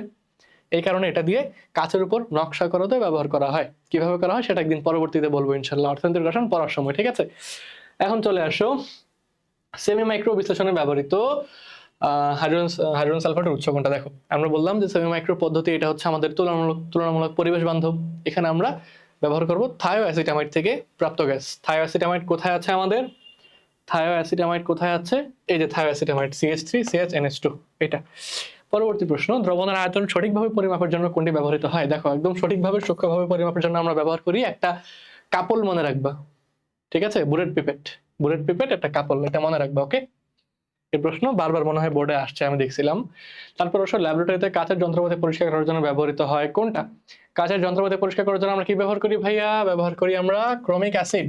এটাকে আমরা কি বলি? এটাকে আমরা বলি ক্লিনজিং মিক্সচার। এটা কি দিয়ে তৈরি? পটাশিয়াম ডাইক্রোমেট এবং গাঢ় সালফিউরিক অ্যাসিড 1 এবং 2। ঠিক আছে, তারপর চলে আসো, উদ্দীপকের সতর্ক চিহ্ন দ্বারা কি বোঝানো হয়? আচ্ছা, এক্স আই, দেখো শুধু এক্স মানে হচ্ছে আমাদের ক্ষতিকারক, কিন্তু এক্স আই দ্বারা বোঝানো হয় কি ভাইয়া? ইরিটেন্ট। আই দ্বারা বোঝানো হয় ভাইয়া ইরিটেন্ট বা উত্তেজক। তারপর চলে আসো, বুলেটের পরপর দুই দাগের মধ্যে পার্থক্য থাকে কত এইজ? দেখো, প্রশ্নটা একটু সুন্দর প্রশ্ন করছে। কত ml বুলেটের পরপর দুই দাগের মধ্যে পার্থক্য থাকে? ধরো একটা বুলেট যদি এরকম হয়, আসলে বুলেটটা আমি আঁকতে পারবো না, যাই হোক, বুলেট যদি এরকম হয়, ধরো একটা বুলেট এরকম, এখানে যদি 50টা দাগ কাটা থাকে, 50টা দাগ কাটা থাকে, প্রতিটা দাগের মাঝে আমাদের প্রতিটা, যদি এখানে 50টা দাগ কাটা থাকে, 50টা সমান ভাগ থাকবে অবশ্যই, তাই না? প্রতিটা সমান ভাগের মধ্যে কিন্তু আমাদের আরো 10টা করে ছোট ছোট ভাগ করা আছে, আরো 10টা করে ছোট ছোট ভাগ করা আছে। এই যে সবচেয়ে ছোট দাগগুলা, সেগুলোকে আমরা মিলিলিটার হিসাব করব। সেগুলোর মধ্যে প্রতিটার মাঝে গ্যাপ হচ্ছে 0.1 ml অথবা 0.1 কিউবিক সেন্টিমিটার, যাই বলো না কেন একই কথা। ঠিক আছে, তাহলে বুলেটকে আমরা সমান 50টা ভাগে ভাগ করি, প্রতিটা ভাগকে আবার 10টা সমান ভাগে ভাগ করি, তাই ক্ষুদ্রতম, একদম ক্ষুদ্রতম গ্যাপটা হচ্ছে 0.1 ml। ঠিক আছে, 0.1 ml। তারপর চলে আসো, কোনটি সেকেন্ডারি স্ট্যান্ডার্ড পদার্থ? যেখানে সি নাই, সি আছে, তারা প্রাইমারি স্ট্যান্ডার্ড, এবং পটাশিয়াম পারম্যাঙ্গানেট হচ্ছে C9, সে সেকেন্ডারি স্ট্যান্ডার্ড পদার্থ। সেমি মাইক্রো বিশ্লেষণে হাইড্রোজেন সালফাইডের পরিবর্তে কি ব্যবহার করি ভাইয়া? থায়োঅ্যাসিটামাইড। কয়বার বলছি আমরা? অলরেডি 3বার, এটা নিয়ে 3বার বলে ফেললাম। পরবর্তী প্রশ্ন চলে আসো, বুলেট ও পিপেট তৈরিতে কোন কাচ ব্যবহৃত হয়? দেখো, বুলেট এবং পিপেট এগুলো হচ্ছে, আমরা এগুলোর মধ্যে কি থাকে? বিভিন্ন ধরনের রাসায়নিক দ্রব্য নিয়ে বা রাসায়নিক দ্রবণ নিয়ে আমরা কাজ করি না? এই ধরনের রাসায়নিক দ্রবণ নিয়ে আমরা কাজ করি এরকম কাচের যন্ত্রপাতিতে, যেগুলো হচ্ছে একটু হার্ড গ্লাস হবে, বা যেগুলা সাধারণত তাপ প্রতিরোধী হবে, রাসায়নিক বিকারক প্রতিরোধী হবে, যেন গ্লাসের কোনো ক্ষয় না হয় রাসায়নিক বিকারক দিলেও। এবং আমরা গত ওই দিনই অর্থনৈতিক রসায়ন চ্যাপ্টারে পড়ে আসছিলাম যে আমাদের জেনা গ্লাস বা পাইরেক্স গ্লাস বা বোরোসিলিকেট গ্লাস যেটা, সেটা হচ্ছে আমরা ব্যবহার করতে পারি এই রাসায়নিক বিকারক প্রতিরোধী হিসেবে ল্যাবরেটরিতে বিভিন্ন রাসায়নিক যন্ত্রপাতি বা রাসায়নিক দ্রব্য ক্যারি করার কাজে। এটা হচ্ছে পাইরেক্স গ্লাস বা জেনা গ্লাস বা বোরোসিলিকেট গ্লাস। এর মধ্যে একটা উপাদান হচ্ছে কিন্তু আমাদের বোরিক অক্সাইড আছে, বা ডাইবোরন ট্রাইঅক্সাইডও আছে, এটা আমরা পরবর্তীতে দেখব। তারপর চলে আসো, প্রাইমারি স্ট্যান্ডার্ড দ্রবণ তৈরিতে কোনটি ব্যবহৃত হয়? ভাইয়া, যেখানে সি আছে প্রাইমারি স্ট্যান্ডার্ড, শেষ। আবার এটা না কিন্তু, এই জৈব অ্যাসিড কিন্তু আবার দিয়ে দিও না ভাই, এই জৈব অ্যাসিড ব্যবহার করা হয় না। তারপর আসো, 10.5 ml পটাশিয়াম পারম্যাঙ্গানেট সঠিকভাবে মাপতে কোনটির ব্যবহার উৎকৃষ্ট হবে? আচ্ছা, পটাশিয়াম পারম্যাঙ্গানেটকে, এখানে পটাশিয়াম পারম্যাঙ্গানেট এটা হচ্ছে একটা প্রাইমারি স্ট্যান্ডার্ড পদার্থ, এবং এটা হচ্ছে খুবই অল্প পরিমাণ, 10.5 ml। ঠিক আছে, 10.5 ml। আমরা একটা বুলেটের কথা বলছিলাম, যে বুলেটের মধ্যে আমরা 50টা ভাগ করি, এই 50টা ভাগের প্রতিটা ভাগ হচ্ছে আমাদের 1 ml করে, এর প্রতিটা ভাগের মাঝখানে আবার 10টা করে কাটা থাকে, এগুলো হচ্ছে 0.1 ml করে। তাই যেহেতু আমাদের 50 ml পর্যন্ত একটা বুলেট সুন্দরভাবে মাপা যায়, 10.5 ml ইজিভাবে মাপা যাবে, তাই না? 10.5 ml ইজিভাবে মাপা যাবে। আয়তনিক ফ্লাস্ক কেন ব্যবহার করে না? ভাই আয়তনিক ফ্লাস্ক হচ্ছে আমাদের আসলে 100, 200, 250 এরকম বড় বড় মাপ নিতে ব্যবহার করা হয়। আর পিপেট হচ্ছে এক পাত্র থেকে আরেক পাত্রে দ্রবণ স্থানান্তরের কাজে ব্যবহার করা হয়, ঠিক আছে? আর কনিক্যাল ফ্লাস্ক হচ্ছে আমাদের আয়তনিক বিশ্লেষণ বা আমাদের যেটা হচ্ছে কি বলে টাইট্রেশনে এটা ব্যবহার করা হয়, ঠিক আছে? কনিক্যাল ফ্লাস্ক যা ঘনমাত্রার আমাদের হচ্ছে একটা দ্রবণ হোল্ড করার কাজে ব্যবহার করা হয়। তারপর চলে আসো শরীরে কোন স্থানে অ্যাসিড পড়লে কোন দ্রবণ ব্যবহার করা হয়। আমরা অলরেডি বলেছিলাম অ্যাসিড পড়লে তাকে প্রশমিত করার জন্য আমাদের ক্ষার যোগ করা লাগবে এবং অবশ্যই একটা দুর্বল ক্ষার হইতে হবে। কোনটা ছিল? 5% সোডিয়াম বাইকার্বনেট। পরবর্তী প্রশ্ন চলে আসো, বোরেট রিন্স কি ক্লিন বলা হয়েছে নাকি? এটা মনে হয় আসলে ক্লিন বুঝাইতে চাইছিল, বাট রিন্স লিখছে। এটা করতে ক্রোমিক অ্যাসিড ব্যবহার করা হয় কেন? ক্রোমিক অ্যাসিডের মধ্যে হচ্ছে জারণ ধর্ম আছে, যেহেতু এটা হচ্ছে জারক। এই যে জারক আছে না, K2 Cr2O7 পটাশিয়াম ডাইক্রোমেট এবং সালফিউরিক অ্যাসিড, কারো সালফিউরিক অ্যাসিড অবশ্যই জারক। এই কারণে তাদের মধ্যে জারণ ধর্ম আছে, এই কারণে জারণ বিক্রিয়া করবে এখানে। চোখে ক্ষার পড়লে, যদি ক্ষার পড়ে কি করব আমরা? অ্যাসিড যোগ করব। কোন অ্যাসিড? দুর্বল অ্যাসিড, বোরিক অ্যাসিড, ঠিক আছে? তারপর চলে আসো পরিবেশ বান্ধব পদ্ধতি কোনটা? এই যে আমরা বলেছিলাম ম্যাক্রো, সেমি মাইক্রো, মাইক্রো তিনটা আছে, এর মধ্যে সেমি মাইক্রো এবং মাইক্রো তুলনামূলক আধুনিক নতুন, তাই তারা হচ্ছে পরিবেশ বান্ধব। এর মধ্যে সেমি মাইক্রো হচ্ছে বেশি পরিবেশ বান্ধব, এটা হচ্ছে অধিক পরিবেশ বান্ধব। নিচের কোনটি 4 ডিজিট ব্যালেন্সের মাপ? 4 ডিজিট মানে কি? দশমিকের পর 4টা, দশমিকের পর 4 ঘর, দশমিকের পর 4 ঘর এখানে কোথায় আছে ভাইয়া? এই যে একটাতেই আছে, দশমিকের পর 1 2 3 4, 4 ঘর। পরবর্তী, ল্যাবরেটরিতে শ্বাস প্রশ্বাসের ক্ষেত্রে নিরাপদ থাকার জন্য চশমা পরবা। তুমি চশমা পরলে কি শ্বাস নিতে তোমার সুবিধা হবে, মানে নিরাপদ থাকবে? অ্যাপ্রন পরবা, অ্যাপ্রন পরলে কি শ্বাস প্রশ্বাস সুবিধা হবে? আসলে বলা লাগে না, উত্তরটা হচ্ছে আমাদের মাস্ক। তারপর শোন, নিচের কোন কাজটি রসায়ন ল্যাবরেটরিতে করা যাবে না? খাইতে পারবা না, ল্যাবরেটরিতে খাওয়া নিষেধ। পান করতে পারবা, ল্যাবরেটরিতে কোনো কিছু ড্রিঙ্ক করাও নিষেধ। শ্বাস নেওয়া, ল্যাবরেটরিতে কি শ্বাস নেওয়া নিষেধ? আসলে এইসব প্রশ্ন কেন করে বোর্ডে ভাই? ল্যাবরেটরিতে হচ্ছে খাওয়া এবং পান করা নিষেধ, ল্যাবরেটরিতে গিয়ে কিন্তু আবার কেউ শ্বাস নেওয়া আটকে রেখো না, ঠিক আছে? তারপর চলে আসো, কোনটি দ্রবণ স্থানান্তরের জন্য অপরিহার্য? ওই যে আমরা বলছিলাম যে আমরা এক পাত্র থেকে আরেক পাত্রে যদি দ্রবণ নিতে যাই, হয় আমরা পিপেট ব্যবহার করব দ্রবণ স্থানান্তরের কাজে, এবং এখানে যেহেতু পিপেট অপশন নাই, তাই আমরা বিকল্প চিন্তা করবো। বিকল্প কি হবে? এই ফানেল। দেখো ফানেল কেন গুরুত্বপূর্ণ? ধরো আমার কাছে একটা টেস্ট টিউব, চিকন টেস্ট টিউব আছে, আমি এই বেকার থেকে টেস্ট টিউবে পানি যোগ করতে চাই, তাহলে আমি কিভাবে যোগ করব? এখান থেকে যদি আমি কোনো দ্রবণ ঢালতে চাই, এটা তো বাইরে পড়ে যাবে, তাই না? বাইরে পড়ে যাবে না? তাই কি করব, আমরা একটা ফানেল দিয়ে দিব উপরে। ফানেল দিলে কি হবে? ফানেল দিলে সরাসরি আসলে পুরোটা দ্রবণই আমরা এই টেস্ট টিউবে যতটুকু প্রয়োজন প্রবেশ করাইতে পারবো, ঠিক আছে? তার মানে ফানেল প্রয়োজন। উত্তর হচ্ছে ফানেল। কোনটিতে তাপ দেওয়ার জন্য তার জালি ব্যবহার করা হয় না? বড় বড় যে বিকার বা পোর্সেলিন বাটি, এগুলোকে আমরা তার জালির উপরে রাখি, নিচে একটা বুনসেন বার্নার বা স্পিরিট ল্যাম্প রাখি, তারপর তাপ দিই গরম করার জন্য। কিন্তু টেস্ট টিউবকে আমরা একটা হোল্ডার দিয়ে ধরি। ধরো এই হচ্ছে একটা টেস্ট টিউব, একে আমরা একটা এরকম হোল্ডার আছে আমাদের, লোহার মানে ধাতুর একটা হোল্ডার, এভাবে আমরা হোল্ডার দিয়ে ধরে তারপর এটাকে তাপ দিই, ঠিক আছে? তাহলে টেস্ট টিউবকে আমরা তার জালি দিয়ে তাপ দেই না। পরবর্তী প্রশ্ন, একটা চিহ্ন দেওয়া হয়েছে, দেখাই যাচ্ছে এটা দাহ্য পদার্থ, আর যদি এখানে থাকতো F+ তাহলে তো মারাত্মক দাহ্য পদার্থ, ঠিক আছে? তারপর চলে আসো, টাইট্রেশন কালে তরল আয়তন সূক্ষ্মভাবে পরিমাপের জন্য কোনটি ব্যবহৃত হয়? একদম টাইট্রেশনের সময় অবশ্যই বুলেট পিপেট, এবং তরলের আয়তন সবচেয়ে সূক্ষ্মভাবে পরিমাপ করা যাবে বুলেট পিপেট দিয়ে এই টাইট্রেশন কাজে। তারপর চলে আসো পরবর্তী প্রশ্নে, MSDS কি?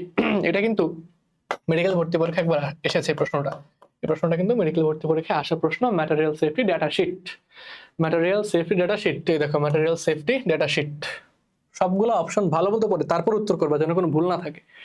পরবর্তী প্রশ্ন, বুলেটের সাহায্যে সর্বনিম্ন যে আয়তন পরিমাপ করা যায়? আমরা বলেছিলাম বুলেটের সাহায্যে সর্বনিম্ন আমরা 0.1 ml অথবা 0.1 কিউবিক সেন্টিমিটার বা এটা পরিমাপ করতে পারবো। এই যে 0.1 কিউবিক সেন্টিমিটার, ঠিক আছে? 0.1 × 10⁻³ ডেসিমিটার কিউব, হ্যাঁ ঠিক আছে। 0.1 × 10⁻6 মিটার কিউব, এটাও ঠিক আছে। সবগুলো একই কথা, সবগুলো একই সমানে, এটা যে কথা এটা একই কথা, এটাও একই কথা। তার মানে তিনটাই হচ্ছে আমাদের উত্তর। পরবর্তী প্রশ্ন, ক্লিনজিং মিক্সচার তৈরিতে কোনটা ব্যবহৃত হয়? এই দেখো এটা একটা ট্রিকি প্রশ্ন, এটা একটা ভাইয়া ট্রিকি কোয়েশ্চেন। দেখো পোলাপাইন কি দেখাবে? পটাশিয়াম ডাইক্রোমেট এবং সালফিউরিক অ্যাসিড, এই দুইটা অবশ্যই সবার আগে দেখাই দিয়ে আসবে যে এই দুটো মিলেই তো আমাদের ক্রোমিক অ্যাসিড বা ক্লিনজিং মিক্সচার তৈরি হয়। কিন্তু ভাই যখন আমরা প্রিপেয়ার করব তখন সাথে কিন্তু পানি যোগ করা লাগে, সম্ভবত 40 ml বা সামথিং এরকম কিছু পানি যোগ করা লাগে। 100 ml এর মধ্যে 40 ml যদি থাকে পানি, তুমি কি পানিকে বাদ দিয়ে উত্তর দেখাতে পারবা না। তার মানে এটাও হবে সঠিক উত্তর। এটা বইয়ে দেখে নিবা, প্রথম দিকেই আছে যে আমাদের পানিও কিন্তু থাকে ডিস্টিল ওয়াটার বা পাতিত পানি, একদম ডিস্টিল ওয়াটার ব্যবহার করা হয়, তিনটাই যোগ করা হয়। তারপর চলে আসো, কোনটি প্রাইমারি স্ট্যান্ডার্ড পদার্থ? যার মধ্যে সি আছে সেই প্রাইমারি স্ট্যান্ডার্ড পদার্থ। পরবর্তী প্রশ্ন, এলপিজি এবং সিএনজি সংরক্ষণে কোন সতর্কতা চিহ্ন ব্যবহার করা হয়? এলপিজি এবং সিএনজি এগুলো হচ্ছে দাহ্য, এগুলো হচ্ছে কি ভাই, দাহ্য গ্যাস, এগুলো হচ্ছে দাহ্য গ্যাস। এগুলা আগুনের সংস্পর্শে আসলে আগুন ধরে যাবে, বা অধিক তাপমাত্রার সংস্পর্শে আসলে এদের মধ্যে আগুন ধরে যাবে। এটা হচ্ছে দাহ্য, এটা হচ্ছে জারক না, জারক না। এটা কি? এটা হচ্ছে আসলে স্বাস্থ্যের জন্য স্বাস্থ্যের জন্য ক্ষতিকর না, এটা হচ্ছে টক্সিক, টক্সিকও হবে না। এটা হচ্ছে আমাদের ফ্লেমেবল না, ফ্লেমেবলও হবে না, ঠিক আছে। তারপর চলে আসো, সরি এটা ফ্লেমেবল না ভাইয়া, এটা হচ্ছে তেজস্ক্রিয়তা, এটা তেজস্ক্রিয়তা, এটা হবে না, রেডিও অ্যাক্টিভ। তো এগুলো হচ্ছে দাহ্য। মাঝে মাঝে আসলে খুব ফাস্ট কথা বলতে গিয়ে, খুব তাড়াতাড়ি একটা ক্লাস শেষ করতে গিয়ে আসলে স্লিপ অফ টাং বা ছোটখাটো মিস্টেক হয়ে যায়, এগুলোকে তোমরা ক্ষমা সুন্দর দৃষ্টিতে দেখবা। যদি আমার চোখে ধরা পড়ে আমি কিন্তু সাথে সাথেই ভুলটা সংশোধন করে দিই, ঠিক আছে। তারপর চলে আসো, পলভঙ্গি ব্যালেন্সের সাহায্যে সর্বনিম্ন কত পরিমাণ ভর নির্ভুলভাবে মাপা যায়? এটা হচ্ছে যেহেতু 4 ডিজিট, মানে এটা দ্বারা হচ্ছে 4 ডিজিট মাপতে পারবা। দশমিকের পর 4 ঘর থাকবে, দশমিকের পর 4 ঘর তো এখানেও আছে, এখানেও আছে, এখানেও আছে, এখানেও আছে। সবচেয়ে কম কোনটা? সবচেয়ে কম কোনটা? সর্বনিম্ন বলছে ভাইয়া, সর্বনিম্ন হচ্ছে যেহেতু সবার লাস্টে 1, 0.0001। এটার চেয়ে ছোট কি এখানে কেউ আর আছে? সবাই এটার চেয়ে বড়, তার মানে সর্বনিম্ন এইটা। তারপরে প্রশ্ন, ক্ষতিকারক পদার্থ। এই যে ভাইয়া ক্ষতিকারক পদার্থ আমরা বলছিলাম এটা এক্স থাকবে, যদি এক্স এর এখানে আই থাকতো এটা উত্তেজক পদার্থ হয়ে যেত, ঠিক আছে। এটা ট্রিফয়েল চিহ্ন, তেজস্ক্রিয়তার চিহ্ন, এটা হচ্ছে জারক পদার্থ, এটা হচ্ছে দাহ্য পদার্থ। তারপর আসলে ল্যাবরেটরিতে নিচের কোন কাজটি বেশি বিপজ্জনক? ল্যাবরেটরিতে নির্গত গ্যাসের গন্ধ স্বাদ নেওয়া, হ্যাঁ অবশ্যই বিপজ্জনক ভাই, করাই যাবে না এইসব জিনিস। খাবার গ্রহণ এটা বিপজ্জনক, বাট তুমি আসলে লুকায় লুকায় সেফলি কিছু খাইতেই পারো। দ্রুত চলাচল, এটাও আসলে ঠিক না। আসলে দ্রুত চলাচল করতে, ধরো তোমার একটা ফ্রেন্ড এখানে এক্সপেরিমেন্ট করতেছে, তুমি দ্রুত চলাচল করতে গিয়ে তার সঙ্গে ধাক্কা লাগলা, তার হাতে পড়ে যেতে পারে।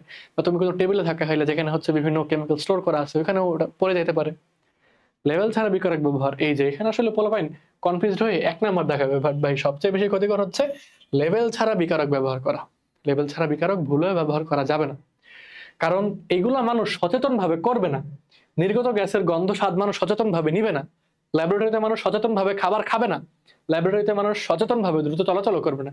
কিন্তু যদি কোনো বিকারকের লেভেল না থাকে, ল্যাবরেটরিতে বাকি কাজগুলো তো তুমি এমনিও করবে না, কিন্তু তোমার একটা এক্সপেরিমেন্ট তো করাই লাগবে। এখন যদি বিকারকের লেভেল না থাকে, তুমি কেমন এক্সপেরিমেন্ট করবা?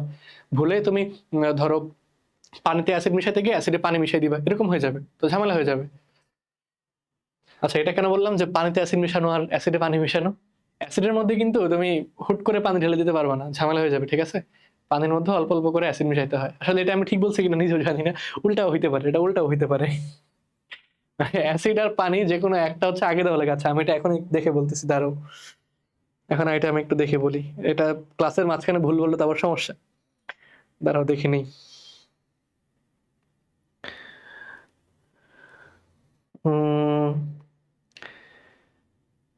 হ্যাঁ, ওটাই যেটা বলছিলাম সেটাই সঠিক।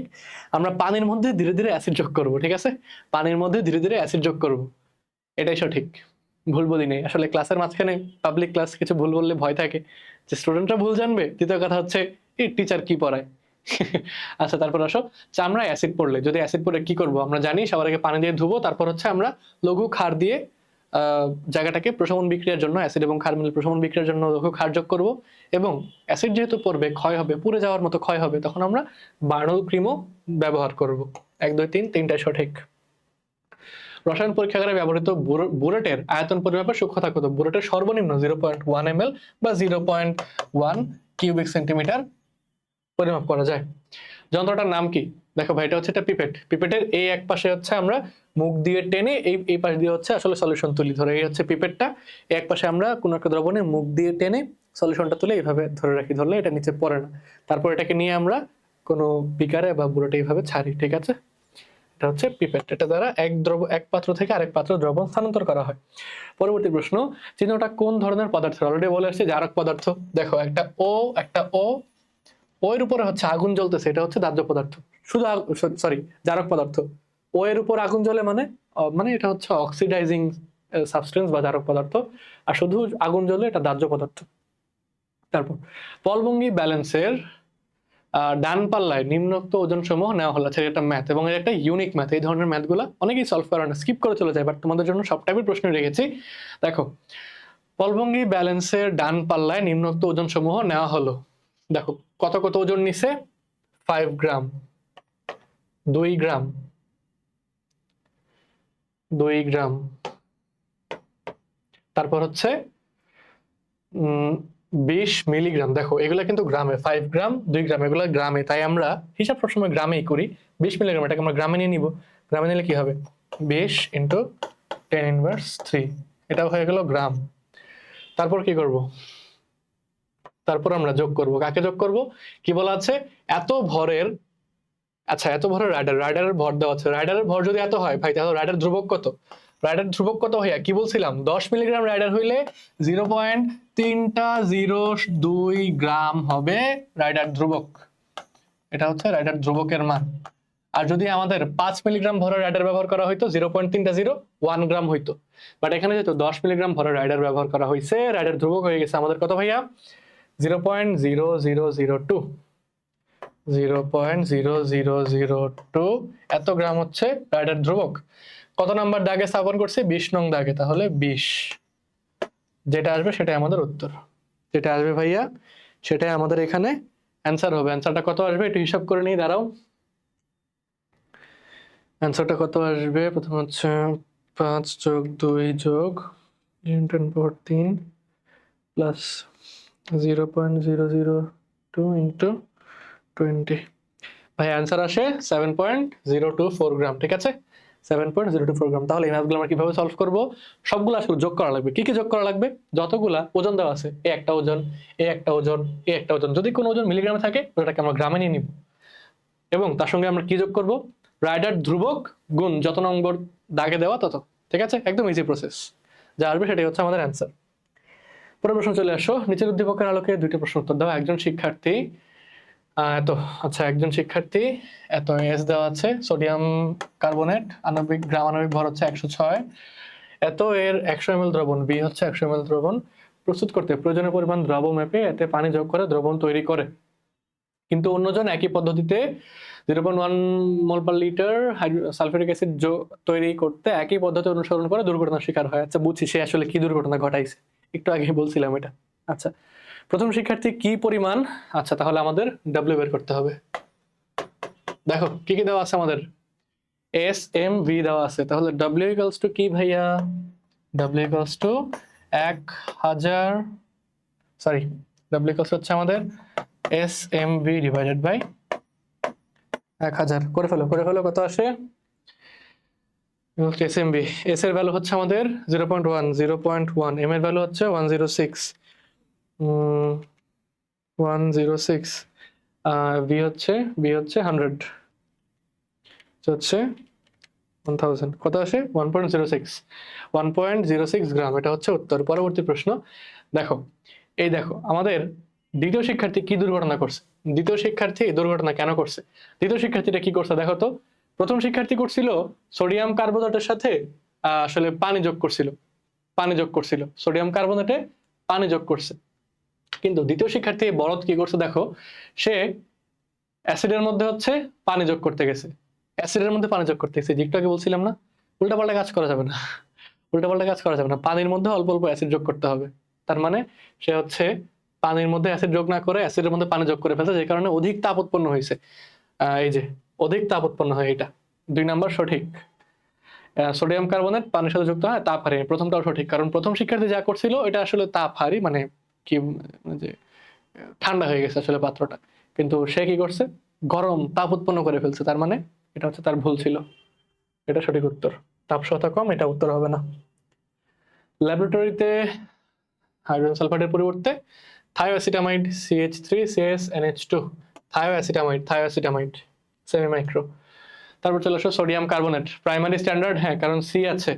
জলীয় দ্রবণ অম্লীয় না, সোডিয়াম কার্বনেটের সঙ্গে যদি পানি যোগ করো, সোডিয়াম হাইড্রোক্সাইড সোডিয়াম বাইকার্বনেট তৈরি হবে, দুইটাই তো আমাদের ক্ষারীয় জিনিস, তার মানে 1 এবং 3 সঠিক উত্তর, 1 এবং 3 সঠিক উত্তর। পরবর্তী প্রশ্ন চলে আসো, নিম্নোক্ত কোন যন্ত্র ব্যবহার করে অধিকতর সূক্ষ্মভাবে স্বল্প আয়তন পরিমাপ করা সম্ভব? ওই যে ভাইয়া বুলেট ব্যবহার করে, বুলেট ব্যবহার করে অধিকতর সূক্ষ্মভাবে স্বল্প আয়তন, বুলেটের সর্বনিম্ন কত 0.1 ml পরিমাপ করা সম্ভব, তার মানে বুলেট দ্বারাই এটা পসিবল। পলভঙ্গি ব্যালেন্সে পলভঙ্গি ব্যালেন্সে বামে 0 ডানে 100, ঠিক আছে। 10 মিলিগ্রাম ভরের রাইডার ব্যবহার করলে রাইডার ধ্রুবক কত? দেখ আমরা বলছিলাম 10 মিলিগ্রাম ব্যবহার করলে 0-র পরে 3টা 0 2 গ্রাম, 3টা 0 2 মানে কি 2 ইন্টু 10^4, 10^4 মানে দশমিকের পরে 4 ঘর, 1 2 3 4 এর জন্য 10^4, এটা হচ্ছে সঠিক উত্তর। শেষ। পরবর্তী, উক্ত প্রতীক দ্বারা কি বোঝানো হয়? এই যে দাহ্য, দাহ্য, যদি এখানে একটা মাঝখানে ও থাকতো তাহলে এটা হয়ে যেত জারক। তারপর সেমি মাইক্রো অ্যানালিটিক্যাল পদার্থের, আচ্ছা দেখো আমরা বলছিলাম 3টা পদ্ধতি আছে, ম্যাক্রো, সেমি মাইক্রো আর মাইক্রো। 3টা পদ্ধতিতে আমাদেরকে জানতে হবে কোন পদ্ধতিতে আমরা কোন যন্ত্র ব্যবহার করে থাকি, কোন পদ্ধতি দ্বারা আমরা আসলে কোন কোন প্র্যাকটিক্যাল এক্সপেরিমেন্ট করতে পারি বা প্র্যাকটিক্যাল কাজ কারবার করতে পারি। তারপর হচ্ছে আমাদের জানতে হবে কোন প্রক্রিয়ায় কতটুকু ভর নিয়ে কাজ করা যায়, কতটুকু আয়তন নিয়ে কাজ করা যায়। যেমন সেমি মাইক্রোর ক্ষেত্রে কিন্তু 0.05 গ্রাম থেকে 0.2 গ্রাম, ঠিক আছে। আমি যদি ম্যাক্রো ম্যাক্রোর কথা বলি তখন জিনিসটা হবে এরকম। ম্যাক্রোর ক্ষেত্রে হচ্ছে আমাদের, দেখো ম্যাক্রোর ক্ষেত্রে হচ্ছে আমাদের 0.5 গ্রাম থেকে 2 গ্রাম। সেমি মাইক্রো, সেমি মাইক্রো হচ্ছে ভাইয়া 0.05 গ্রাম থেকে 0.2 গ্রাম। আবার আমাদের যদি মাইক্রোর ক্ষেত্রে চিন্তা করতে হয়, মাইক্রোর ক্ষেত্রে আমরা দেখতে পাবো যে 0.005 গ্রাম থেকে 0.02 গ্রাম দ্রবণী আমরা কাজ করি। এটা কিন্তু তোমার পরীক্ষায় মিলিগ্রামেও থাকতে পারে, তোমার কিন্তু পরীক্ষায় অপশনগুলো মিলিগ্রামও থাকতে পারে। 1 গ্রাম সমান 1000 মিলিগ্রাম, এটা যাই নাই কিন্তু কাজ করো, ঠিক আছে। তারপর চলে আসো ল্যাবরেটরিতে ক্যালসিত দ্রবণ আর্দ্রতা মুক্ত করতে ওই যে আমরা ডেসিকেটর ব্যবহার করি, শুষ্ক করার জন্য ডেসিকেটিং এজেন্ট থাকে ভিতরে, এটা দিয়ে পানি আমরা শুষে নিই। তারপর চলে আসো পলভঙ্গি ব্যালেন্সের ক্ষেত্রে 10 গ্রাম, দেখো যদি রাইডার ভর হয় 10, রাইডার ধ্রুবক হচ্ছে 0.302 গ্রাম, ঠিক আছে।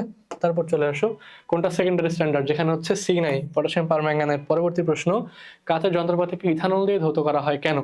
ইথানলের একটা কাজ হচ্ছে, ইথানল যেহেতু অ্যালকোহল, এবং অ্যালকোহল আমরা যে হ্যান্ড স্যানিটাইজার ব্যবহার করি এগুলো কিন্তু মেইনলি অ্যালকোহল। অ্যালকোহল কোন কাজে ব্যবহার করা হয় ভাইয়া? অণুজীব দ্রবীভূত করার জন্য বা জীবাণু দূর করার জন্য। এটার কোনটা ল্যাবরেটরিতে যন্ত্রপাতি পরিষ্কারকরণে ক্লিনজিং মিক্সচার, পটাশিয়াম ডাইক্রোমেট এবং সালফিউরিক অ্যাসিড, ক্রোমিক অ্যাসিড ব্যবহার করা হয়। তারপর কি দেখো উদ্দীপকটা হচ্ছে ফাইজা, একটা মেয়ে ট্রাইট্রেশনের জন্য অক্সালিক অ্যাসিডের প্রমাণ দ্রবণ পিপেট দিয়ে উঠানোর সময় কিছু দ্রবণ মুখে প্রবেশ করলে সে গিলে ফেলে। ওই যে আমরা বলছিলাম দেখো পিপেট দিয়ে উঠানোর সময় কিছু দ্রবণ মুখে প্রবেশ করলে গিলে গিলে ফেলে। দেখো আমরা বলছিলাম যে একটা পাত্র থেকে আরেকটা পাত্রে দ্রবণ নেওয়ার সময় পিপেট ব্যবহার করি, পিপেট দিয়ে আমরা মুখ দিয়ে টেনে এটা উঠাই একটা পাত্র থেকে, তারপর এটা চেপে ধরে আরেকটা পাত্র নিয়ে ছেড়ে দিই। এরকম মুখ দিয়ে উঠানোর সময় কখনো এটা মুখে চলে যেতে পারে, এই জন্য একটা পাম্প ব্যবহার করা হয়। আধুনিক পাম্পটার নাম হচ্ছে পিপেট ফিলার। পিপেট ফিলার ব্যবহার করা যেতে পারে পিপেটের পরিবর্তে। ওটা হচ্ছে তুমি পাম্প করবা, পিপেটের মধ্যে ধীরে ধীরে দ্রবণটা উঠবে, তারপর তুমি এটাকে নিয়ে ছেড়ে দিবা হচ্ছে অন্য দ্রবণে। তারপর দেখো এখন কি হচ্ছে, এখন ফাইজার করণীয় কি হবে? সে কি খাইছে? সে কি খাইছিল? সে খাইছিল হচ্ছে acid, oxalic acid, oxalic acid. তার মানে তাকে ক্ষার জাতীয় কিছু খাইতে হবে, পানি খাইতে হবে। তার মানে তার হচ্ছে পানি খাইতে হবে, ঠিক আছে। এই লেবু বা কমলা রস, লেবুর রসে কি থাকে? সাইট্রিক অ্যাসিড, তার মানে এটা খাওয়া যাবে না, কারণ অ্যাসিডের সাথে কি অ্যাসিড খাওয়া না, চুনযুক্ত পানি পান। হ্যাঁ ঠিক আছে, তাহলে 1 এবং 3 সঠিক উত্তর। পানি খাইতে হবে এবং ক্ষারীয় জিনিস খাইতে হবে। তারপর কি খেয়াল করো, 250 ml, তার মানে হচ্ছে আমাদের বি দেওয়া আছে 0.1 ml, 1 মোল পার লিটার। এস দেওয়া আছে সোডিয়াম কার্বনেট, গ্রাম আণবিক ভর 106। কত পরিমাণ সোডিয়াম কার্বনেট দরকার তোমরা বের করবা। W = SMV ডিভাইডেড বাই 1000, তোমরা এটা বের করবা, ঠিক আছে। পরবর্তী প্রশ্ন, ব্যবহারিক ক্ষেত্রে বিষাক্ত বেনজিনের পরিবর্তে কোনটা ব্যবহার করি? বেনজিনের পরিবর্তে ব্যবহার করে আমরা টোলুইন, ঠিক আছে। বেনজিন, জাইলিন এদের পরিবর্তে আমরা টোলুইন ব্যবহার করি, ঠিক আছে। টোলুইনটা সেফ। তারপর আসো 5% সোডিয়াম বাইকার্বনেটের ঘনমাত্রা কত মোলার? আচ্ছা 5% সোডিয়াম বাইকার্বনেটের দ্রবণের ঘনমাত্রা কত মোলার? দেখো এখানে হচ্ছে পার্সেন্টেজ দেওয়া আছে, তোমার কাছে যদি থাকে x%, এখান থেকে তোমাকে বললো কত মোলার, তখন তুমি কি করবা ভাইয়া? তখন তুমি মোলার বের করবা। এটা হচ্ছে 10x ডিভাইডেড বাই m, ঠিক আছে, m। এখন দেখো এখানে 10 কি, 10 হচ্ছে তোমার ধ্রুবকের মতো, x কি, x হচ্ছে কত পার্সেন্ট ছিল, 5%, 5%। এবং এমটা কি, এম হচ্ছে গ্রামাণবিক ভর, এটা হচ্ছে ভাইয়া গ্রামাণবিক ভর। সোডিয়াম বাইকার্বনেটের গ্রামাণবিক ভর কত, গ্রামাণবিক ভর কত, 23 প্লাস 1 প্লাস 12 প্লাস 3 36 72, 72। এটার গ্রামাণবিক ভর হচ্ছে 72। তাহলে নিচে হচ্ছে 72, 50/72, 0.69। কোথাও কি ভুল হয়েছে আমার হিসাবে, দাঁড়াও, 23 প্লাস 1 প্লাস 12 প্লাস ও সরি 48 ভুল হয়ে গেছে, 84, 48,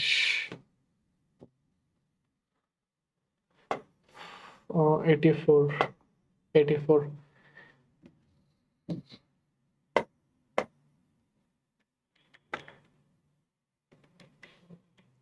0.59, যেটা হচ্ছে উত্তর।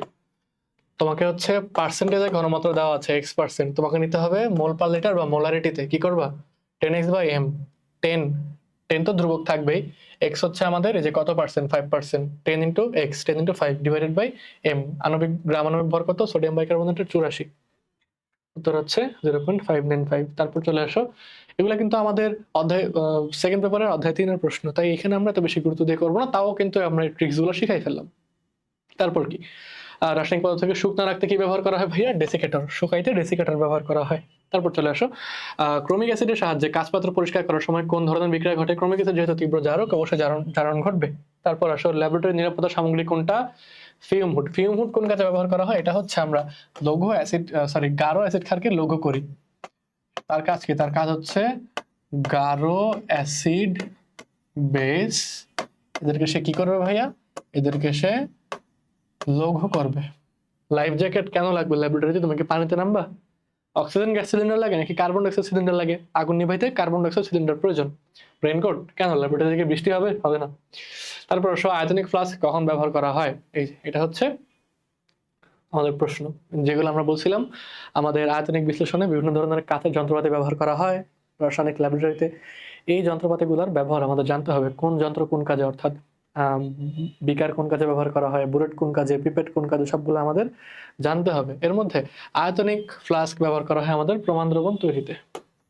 আয়তনিক ফ্লাস্ক বা মেজারিং ফ্লাস্ক যে কোনো ঘনমাত্রার প্রমাণ দ্রবণ তৈরিতে ব্যবহার করা হয়। যন্ত্রটার নাম কি, ওই যে আমরা বলছিলাম পিপেট, এক পাশ দিয়ে তুলবে আর এক পাশ দিয়ে হচ্ছে ছেড়ে দিবে, এটা হচ্ছে পিপেট।